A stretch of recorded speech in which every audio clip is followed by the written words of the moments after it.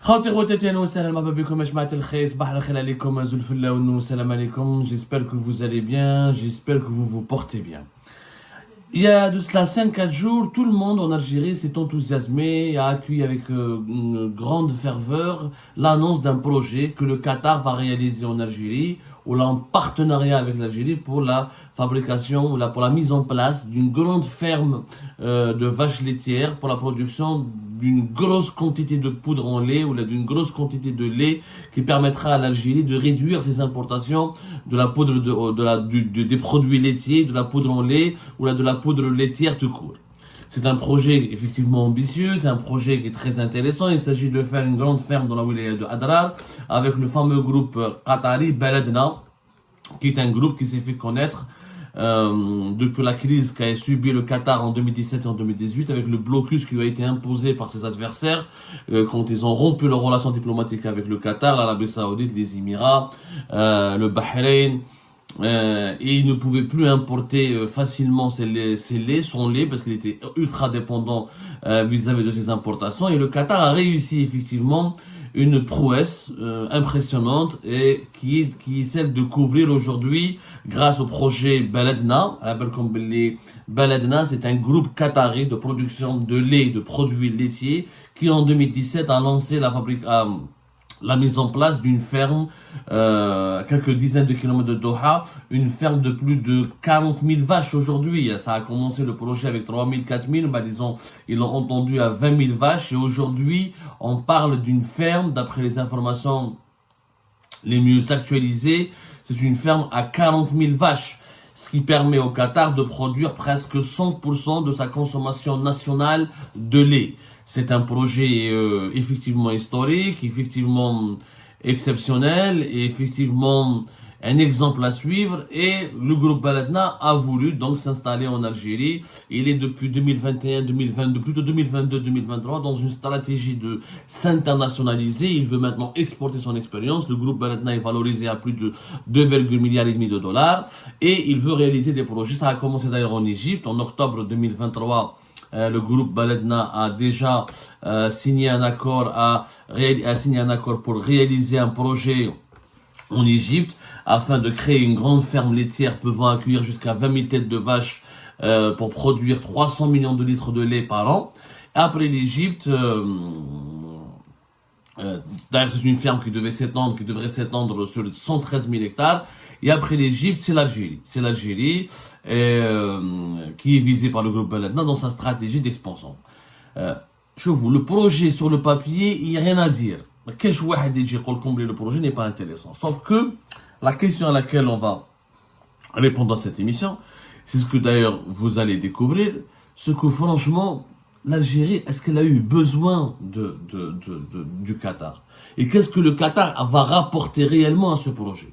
Alors, juste pour corriger, l'immense installation, l'immense ferme de Baladna au Qatar, elle a aujourd'hui 24 000 vaches, pas 40 000. Elle transforme 400 000 litres par jour. Et elle produit une immense gamme de produits. Ils produisent au Qatar jusqu'à 250 produits à base de lait. Rien à dire, le Qatar a réussi. Au Qatar, ce projet a réussi. Le groupe s'appelle Baladna Food Industry. Ça a commencé depuis 2017 et aujourd'hui, le Qatar, selon les chiffres les plus actualisés des instances internationales, il reconnaît que le Qatar aujourd'hui est autosuffisant en lait. Le Qatar, il a eu une stratégie pour sa souveraineté alimentaire. Il a été traumatisé par le blocus qui ont été imposés par ses pays voisins, notamment les Émirats, l'Arabie Saoudite. Les deux grands frères, les deux grands voisins qui voulaient l'aspirer, qui voulaient l'étouffer lors de la crise des pays du Golfe entre 2017 et 2021. Et il a établi une stratégie. Il voulait donc gagner ou garantir son autosuffisance alimentaire. Ça a commencé, l'objectif a été réussi par le lait. Auparavant, avant le blocus, le Qatar produisait uniquement 10% de ses besoins en lait. Aujourd'hui, il couvre depuis 2023 la totalité de ses besoins en lait. Maintenant, le Qatar s'intéresse à d'autres secteurs. Par exemple, le poisson, le Qatar, 30% de ses besoins sont satisfaits par sa production nationale. Il veut aller vers 90%. La production des viandes satisfait uniquement 19% de son marché. Lui, il veut aller au-delà de 30%. Les légumes, par exemple, il veut atteindre 70% de son autosuffisance alimentaire, et les 70% de ses besoins en légumes, il veut les produire localement. Il a une stratégie intéressante. Sauf qu'en Algérie, ya jma'a, هذا le projet Baladna, on parle de 3,5 milliards de dollars. Que vont faire les Qataris en Algérie? Le problème de l'Algérie, c'est que quand des investisseurs étrangers ils viennent pas avec leur argent. Ils ne mettront pas leur argent. Ils essaient de nous vendre toujours leur expertise. Sauf que pour la production de lait, le Qatar n'a pas d'expertise. Le Qatar, il a de l'argent. Pour le projet Baladna à Doha, ou dans les environs de Doha, il a réussi. Pourquoi? Parce que le Qatar s'est pas cassé la tête. Il a trouvé un espace qui est situé à 60 km au nord de Doha, la capitale du Qatar. Il a ramené les meilleurs experts du monde. Les Américains, les Irlandais, les Hollandais, qui sont des Occidentaux. Le Qatar n'a pas d'experts dans la production de lait. Il faut comprendre, la production du lait, le Qatar, c'est pas sa spécialité. Le Qatar s'est pas cassé la tête. Il a ramené les meilleurs experts au monde, qui sont essentiellement des Irlandais, des Hollandais, des Américains et des Australiens. Et des Français.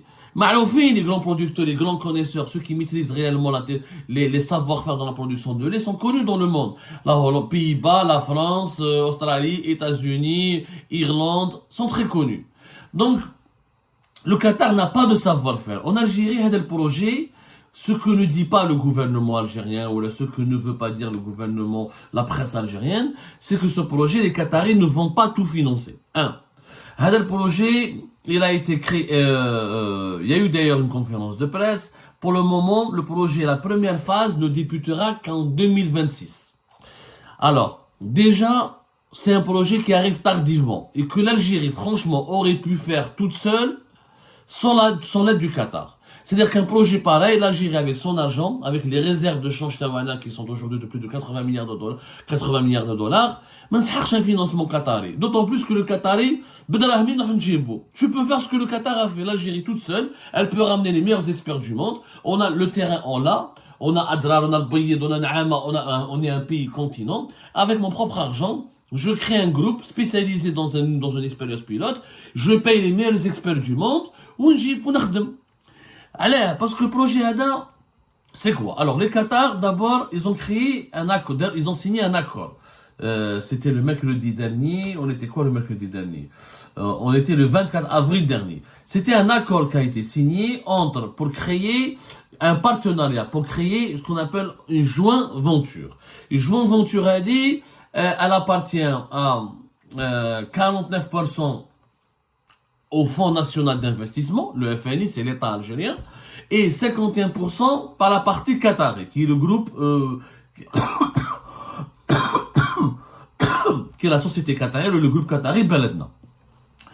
Le financement, parce qu'au moins ils ont parlé pour développer ce projet-là il a un plan de développement sur 4 phases. La première phase commence en 2026 et la dernière phase dépassera 2030. Ce sera 9 ans plus tard. 9 ans plus tard. Pour pouvoir, pour réussir à produire, les chiffres qui ont été communiqués par la société qatari elle-même, l'objectif est de produire 194 000 tonnes de lait en poudre annuellement. Sur une ferme qui va avoir une étendue de 117 hectares. Il y aura 3 complexes. Chaque complexe va englober une exploitation fourragère et une exploitation d'élevage bovin.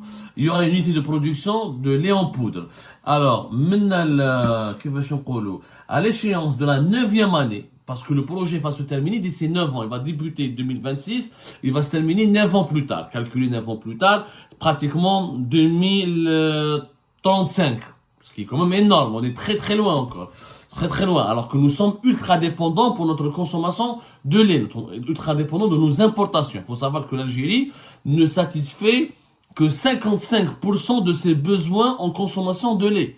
Il y a entre 50 et 50% du lait que nous consommons en Algérie, il est importé. Le projet qatari, il est ambitieux, mais il est très long.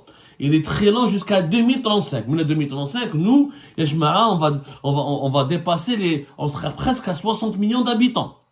Aujourd'hui, nous sommes déjà à 47 millions d'habitants et nous avons besoin de lait en urgence. Nous avons besoin de garantir notre autosuffisance alimentaire en urgence. Donc ce projet ne va pas répondre à l'impératif de l'urgence. L'Algérie doit en urgence. Le Qatar de 2017 à 2022, il a réussi, en l'espace de 4 ans, pratiquement, il a réussi à garantir son autosuffisance en produits laitiers. Il nous faut attendre jusqu'à 2036.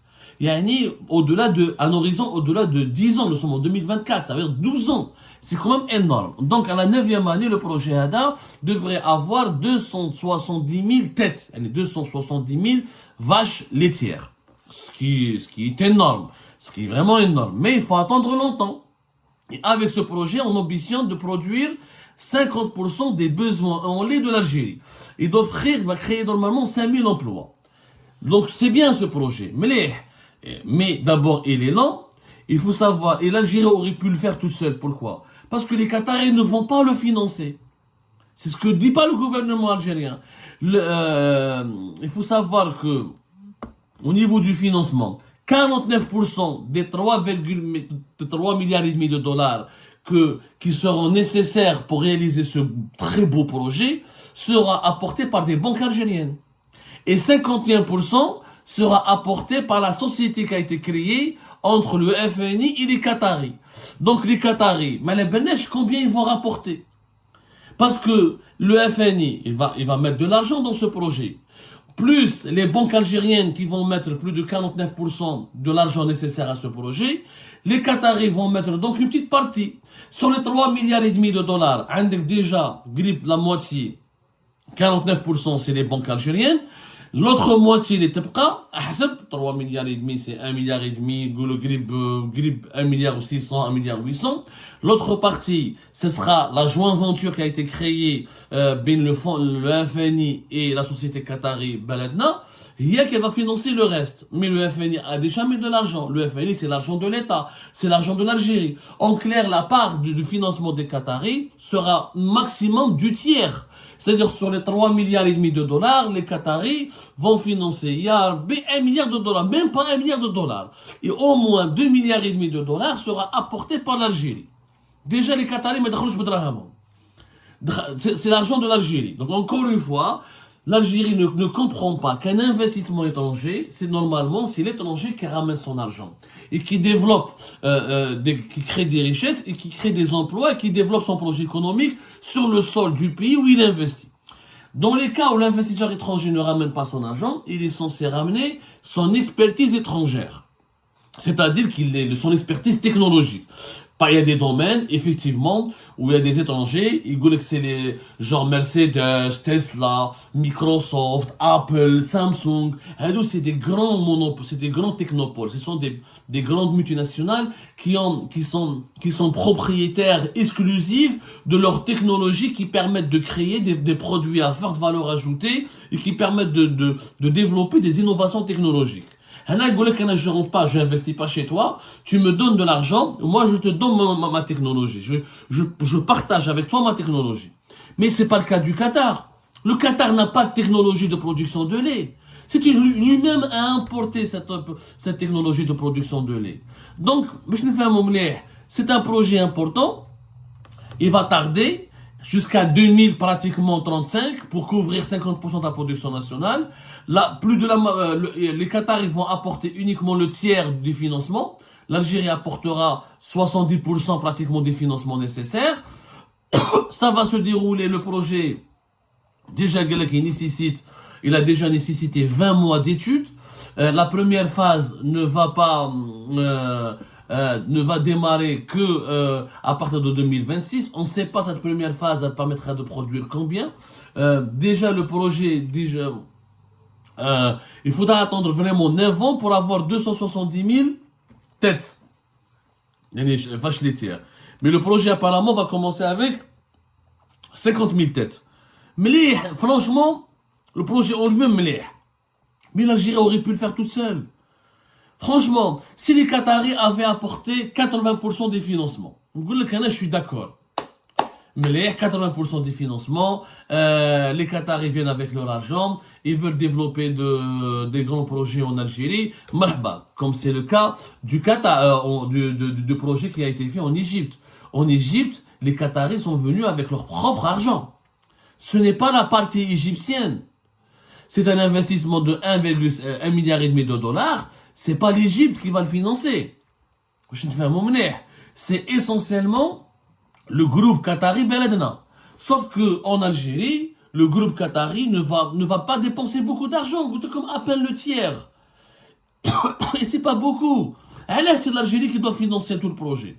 Il dit, mais si l'Algérie doit financer 70 ou 80% du projet, ou là entre 60 à 70% du projet, elle n'a qu'à le faire toute seule. Elle n'a pas besoin du groupe Beledna. Franchement, on n'a pas besoin du groupe Beledna. On va copier le projet Oujder ou Beledna Oujder. Tiens, pour les meilleurs experts du monde, ou à une assiette foncière, où ils ont préparé la ferme, où ils ont développé ils ont ramené que des étrangers. Ils ont dépensé de l'argent, ils ont dépensé 1 milliard et demi. Ils ont dépensé, le groupe maintenant il est valorisé à 2 milliards et demi de dollars. Ça veut dire que le projet en 2017, ils ont commencé avec au moins 1 milliard de dollars. Mais l'Algérie, elle a de l'argent. Elle n'a pas besoin de l'argent du Qatar. Si le Qatar elle n'a pas besoin de la technologie du Qatar. Il n'a pas de technologie. Si le Qatar avait financé 80 ou la totalité de ce projet, c'est un très bon coup pour l'Algérie. C'est pas, encore une fois, on n'explique pas aux Algériennes et aux Algériens la vérité qui se cache derrière ces projets-là. On leur dit pas que le financement c'est 49% des banques algériennes. La joint venture, c'est le Qatar ne détient que 50% ou la 51%. Et le FNI, donc le Fonds National d'Investissement, qui est une fonds est détenu par l'État et financé par l'argent public, lui aussi va apporter un financement pour la création de la joint venture et pour le financement du projet. Donc, en tout, les Qataris ne vont mettre que une petite partie de ce financement. Ce n'est pas du tout intéressant pour l'Algérie. Nous devons dire le projet là. عندنا دراهم نعيط les Anglais, les Allemands, les Français, les Irlandais, les Américains, les Australiens, les plus grands pays producteurs de lait, je fais des accords avec leurs meilleurs spécialistes, je les paye bien et je le fais tout seul. Alors j'ai besoin des Qataris dans ce cas-là. Si le Qatar ne ramène pas l'argent nécessaire pour faire ce projet-là. Deuxièmement, le projet il est lent. Et alors que nous avons une urgence. Il faut savoir que l'Algérie, on consomme, on est le plus important pays consommateur de lait au Maghreb. On consomme 6 milliards de litres par an. Et 4 milliards de litres sont des produits transformés, c'est des produits laitiers, fromage, laitier, yaourt, etc. Et 2 milliards de litres pratiquement pour la consommation locale, le sachet de lait que nous consommons localement. 3 milliards de litres sont importés sous forme de poudre. 250 millions de poudre de lait sous forme de 250 millions de lait sont importés de poudre de lait sont importés sous forme de fromage et 150 millions sous forme de poudre infantile pour le lait pour les enfants, pour les nourrissons. Nous importons environ 300 000 tonnes par an de lait. C'est que les importations seront, grâce au projet Beledna, on est censé ne plus importer les 300 000. Puisque le projet Beledna, il dit au bout du projet, on veut produire 270 000 à peu près. Voilà, 270 000 avec presque 300 000. L'objectif, et encore une fois, est d'importer et de diminuer la facture des importations et de diminuer la dépendance de l'Algérie vis-à-vis des importations. On va dire, il parle de 194 000 tonnes de lait. Au bout de la 9e projet, au bout de la 9e année du projet, au bout de la 4e phase, d'ici 9 ans, d'ici 2035. Parce que la première phase de production commencera en 2026. 194 000, c'est aujourd'hui, effectivement, plus que 60 à 70% de nos importations qui sont estimées à 300 000 tonnes. Sauf que d'ici 2035, on sera encore plus nombreux, nous les Algériens et les Algériens. D'ici 2030, on sera plus de 50 millions d'habitants déjà en 2030. En 2035, on sera presque 60 millions d'habitants. Donc notre facteur des importations du lait va encore augmenter. Donc le projet ADA ne va pas suffire. C'est un calcul mathématique. Lyon, tu importes 300 000 tonnes de lait, 300 000 tonnes de poudre de lait. d'ici 2035, شحال تكون les importations تاعك au rythme vu que la production nationale est toujours faible. Ça veut dire que les besoins vont augmenter au minimum, d'ici 2035, on sera obligé d'importer 500 000 tonnes. Donc le projet Baladna ne va pas remplacer les importations. Nous avons besoin de réaliser un projet en urgence maintenant, mais ce projet doit être opérationnel rapidement, comme le Qatar entre 2017 et 2018. Au moins 2 ans plus tard, il était opérationnel. Et en 2023, ils sont autosuffisants. 4 ans plus tard, nous avons besoin de lancer un grand projet comme Baladna, mais il faut qu'il soit opérationnel et prêt à répondre aux besoins de la consommation, des besoins nationaux en termes de consommation de lait, dans les 4 ans à venir, avant même 2030. Donc on a khasrine fait le projet. Réellement, on est perdant, on n'est pas gagnant. Les financements, c'est l'Algérie. Le projet, il est assez lent.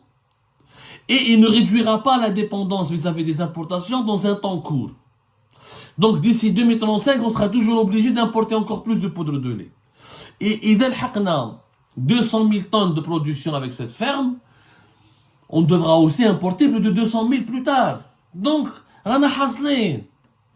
ce que l'Algérie a besoin d'un projet où les étrangers le financent entièrement eux-mêmes, au moins entre 70 à 80% des financements viennent des étrangers. Sinon, ça ne s'appelle pas un investissement direct étranger. Mais à chaque fois, les étrangers, on utilise l'argent de nos banques. Et de 2, un projet qui soit opérationnel et rapide. Ça veut dire, après 2024, je ne vois pas qu'est-ce qui est compliqué, moi je ne comprends pas. Pourquoi il faut attendre 2026? C'est simple, tu importes 20 000 vaches laitières, tu prépares la ferme, 2025 tu commences, à la 2026. Et tu commences à produire, à partir de 2027-2028, on a au moins 50% de la facture de nos importations. Mais chez 2034, il est extrêmement lent et les termes de négociation de ce projet ne sont pas favorables à l'Algérie. Le groupe Baladna va utiliser donc son investissement et sa présence en Algérie pour valoriser davantage ses actifs. Et ce groupe qui a été introduit en bourse, qui vend ses actions en bourse depuis 2019, grâce à son investissement, sa présence en Algérie, ses actions vont coûter encore plus cher. Donc il va gagner encore plus d'argent depuis Doha, alors qu'il n'investira pas beaucoup d'argent en Algérie. On est perdant. On n'a pas du tout su négocier l'accord ou ce deal avec le Qatar. On n'a pas du tout bien su. Il aurait fallu négocier un deal où le Qatar apporte encore une fois 70 à 80% du financement et que le projet doit commencer en 2025, mais en 2026, et avec des plans de développement qui permettraient de produire 200 000 tonnes ou 180 000 tonnes de poudre de lait, l'équivalent de 190 000 tonnes de poudre de lait avant même 2030. Et c'est possible. Et c'est possible. Il fallait juste avoir des dirigeants algériens qui auraient pu savoir bien négocier ce deal et les dispositions de ce business avec leurs interlocuteurs qataris.